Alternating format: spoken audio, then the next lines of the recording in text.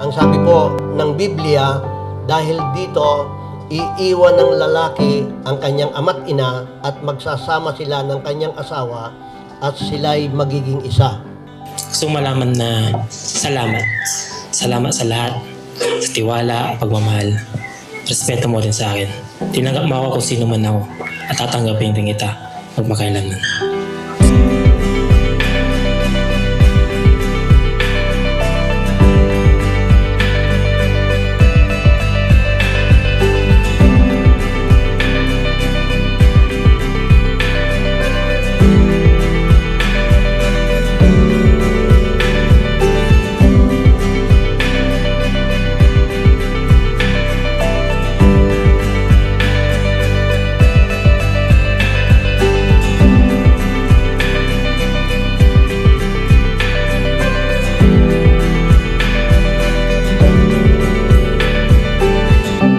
Actually, nung una nga na na-meet ko nga siya, sabi ko, nalaman ko nga na, deaf siya.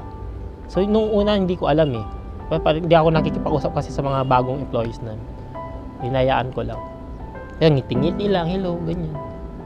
Late ko nalalaman na deaf siya. Then sabi ko, hindi ko hiniling sa Panginoon na bigay sa akin yung perfectong tao. Kasi wala naman perfectong tao eh. Binigay nga siya ng God sa akin, so hiniling ko rin sa Panginoon na hindi ko hinihiling yung taong perfecto. Hindi ko hinihiling yung taong may kakayanan sa buhay. Binigay siya as siya, tinanggap ko siya. Kaya minahal ko siya hanggang sa dulo.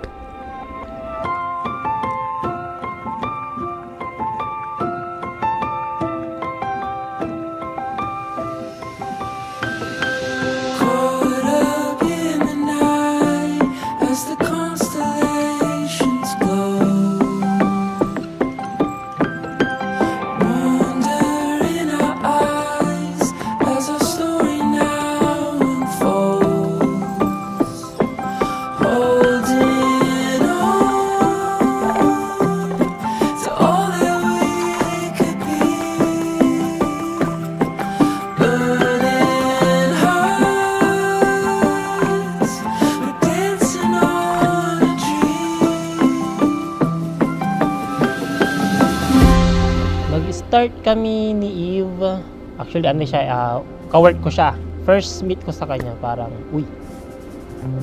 impact agad may impact eh. Boom! Parang ganyan.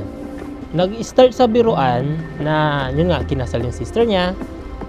Sabi siya yung nagsabi, sana ako din, sabi niya. And then, sabi ko, so pakasal tayo. So, biruan lang namin yun, that time. During the wedding ng sister niya. Then, yun na, nagkatotohanan na. Nandito na tayo. Hinaantay natin. May mga trials na dumaan. Mga trials na minsan hindi natin papansin. Andyan na, may mga problema na. Pero kaya natin. Sabi ko nga sa'yo, magtiwala ka lang sa may Panginoon. Matapos ng araw na to, kasal na tayo, mag-asawa na tayo. Sana hindi magbago yung kung ano yung meron ka na trato sa akin. Hindi ganun din. Respeto, yan. Touching down in this moment,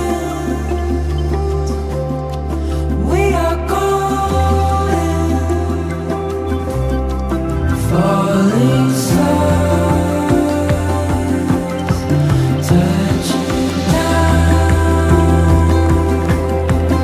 in this moment.